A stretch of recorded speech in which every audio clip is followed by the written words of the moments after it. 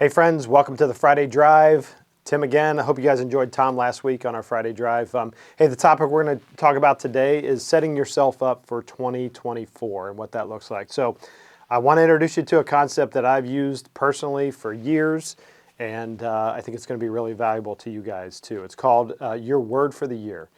All right, and so if you've been a client of mine for any amount of time, you know exactly what I'm talking about because I make you guys do this every year. But I want you to come up with what your word is for the year. This word that's going to guide your behavior, it's going to guide your actions, it's going to guide your decision making, those kind of things that will help you navigate next year. So a lot of us have probably at one time or another done New Year's resolutions, right? And the problem with New Year's resolutions is they set you up to fail, because what happens is you get to the end of 30 days, it's January 30th, and you've probably missed a workout. You probably missed some goal on the scales. You probably missed, that thing you were going to read every day or whatever. And then you all of a sudden feel like a failure for the rest of the year, right? It's that sort of thing. So New Year's resolutions are not really good for us. What is good for us is a word that will guide our choices, our decisions, and things like that. So let me give you an example. About 4 years ago, one of the words that I came up with for that year, my word for the year was margin. All right, it took a while to get there. That's why I'm introducing this to you now, because I want you to take the next 2 months to think about this so you can hit the ground running in January with this word. But that word was margin for me.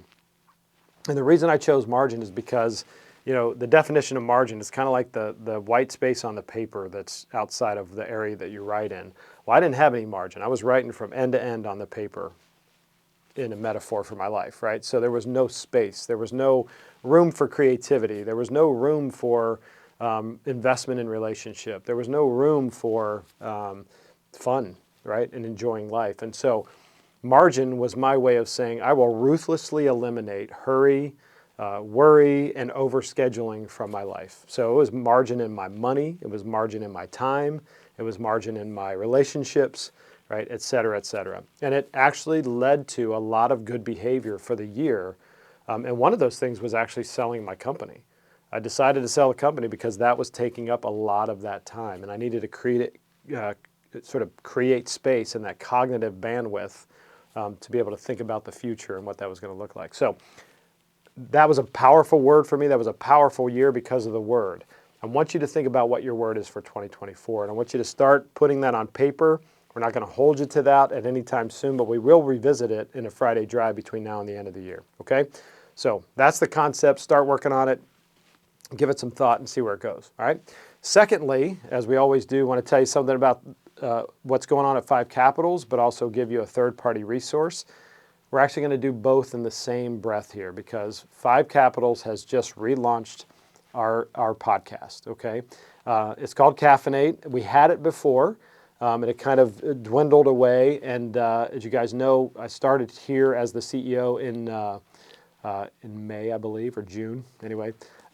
And one of the things I wanted to revive was our podcast. And so we have put a link to that at the end of this. You can take a look in the email. Please listen to it. It's reviewing the ACE framework. We always start with the ACE framework because everything's about self-awareness and leadership and those kind of things.